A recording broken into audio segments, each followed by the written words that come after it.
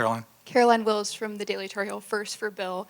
You mentioned wanting UNC football to become a pro-like program. What are the first two steps of that? What are the points of emphasis for that? And then for Bubba, what was your first reaction when you heard that Bill was a candidate? Coach?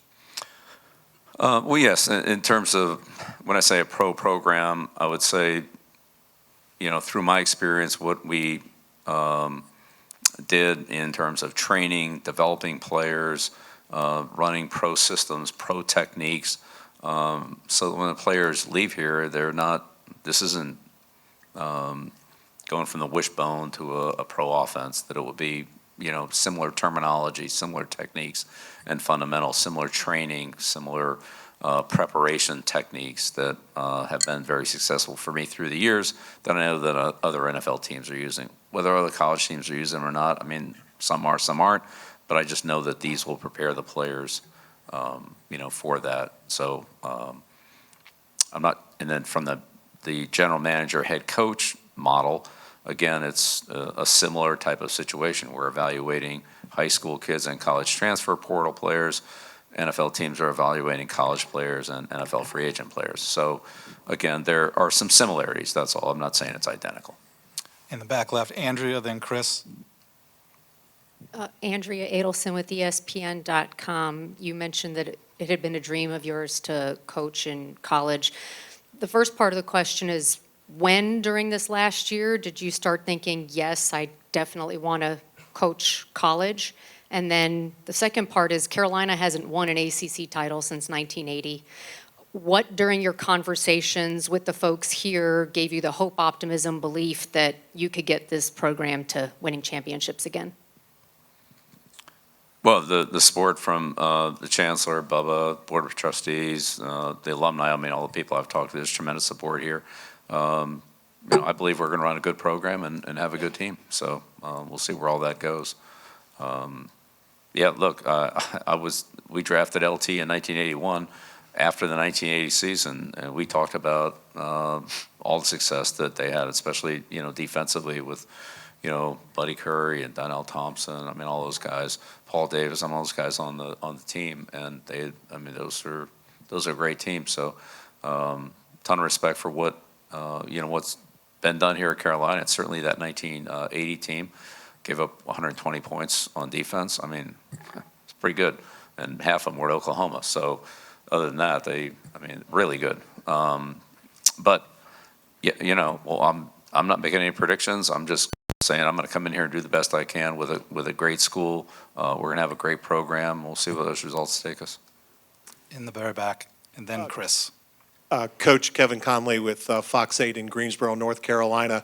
Do you envision yourself going into living rooms of prospective high school players and kids that you are recruiting, or will you leave that to other people? Yeah, no, I would love to do that. There are only so many opportunities for a college head coach to do that based on the compliance rules. So when those opportunities are there, and if that is in fact the best thing to do in that process, I'm absolutely in on it. I think the majority of the head coaching recruiting will be done on campus. But look, those rules might change and so forth. So whatever helps our team, that's what I want to do. All right, Chris. Hi, Coach. Chris Lee from WRL, right here. Yeah, Wanted to expound on the recruiting question as well. Are you looking to possibly win the state of North Carolina as far as the best recruits from the state, surrounding states like Virginia and South Carolina, or are you looking to cast more of a wide net, and are there certain, characteristics that you're looking for in recruits specifically? Yeah, great question. Both, absolutely. We want to recruit well in-state and in this area, there's a lot of good football players in not only North Carolina, but the surrounding states. But North Carolina is a national university. This is the best public university in the country.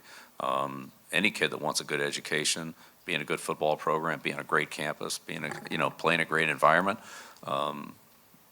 we'll recruit any kid to come here.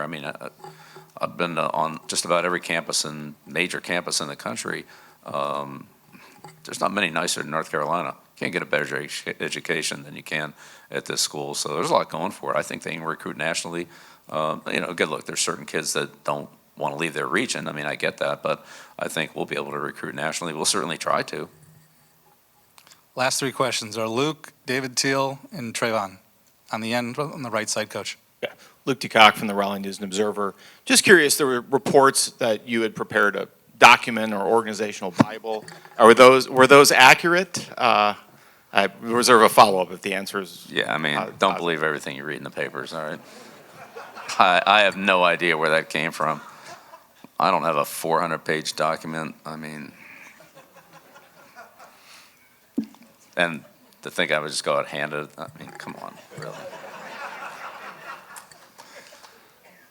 In terms of your thinking for what you did want to do with the job, at what point did you start thinking in your head, if I had a college program to run, this is what I would do? Because you obviously spent so many years in the NFL world of thinking how I would run an NFL team or organization if I were at a different one than the Patriots. At what point did college start really becoming a focus of your thinking? You know, I mean, that's a great question. Here's what I would say. College kind of came to me this year. I didn't necessarily go and seek it out, but I had many coaches, I mean, we're probably a couple of dozen coaches, talk to me and say, hey, can we get down and sit down and talk to you about these things? The, let's call it salary cap of pro football relative to college football, the headsets, the green dot, the 2-minute warning, the tablets on the sideline.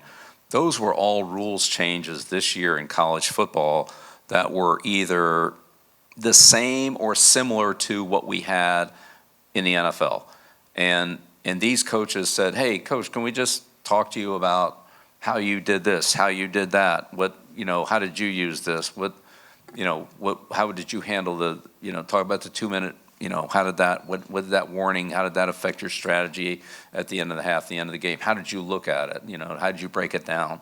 And so as those conversations started, and then the personnel conversations started relative to salary cap and how you spend whatever the allotment of money you have is, whether that's by player, by position, by, you know, freshmen, recruits, transfer.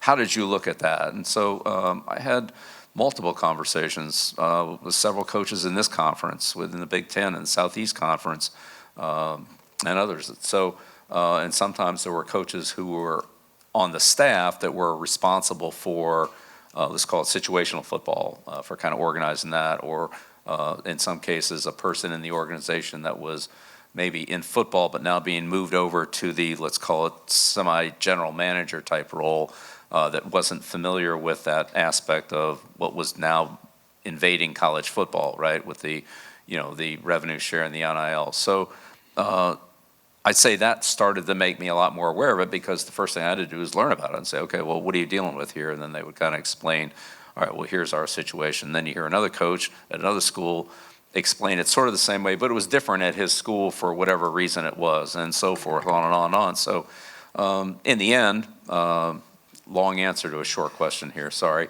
You know how I like to ramble on at press conferences, right? But yeah, you just, you know, as you learn different things about different programs and you start to put it all together, then there's some common threads, and then there's some variables.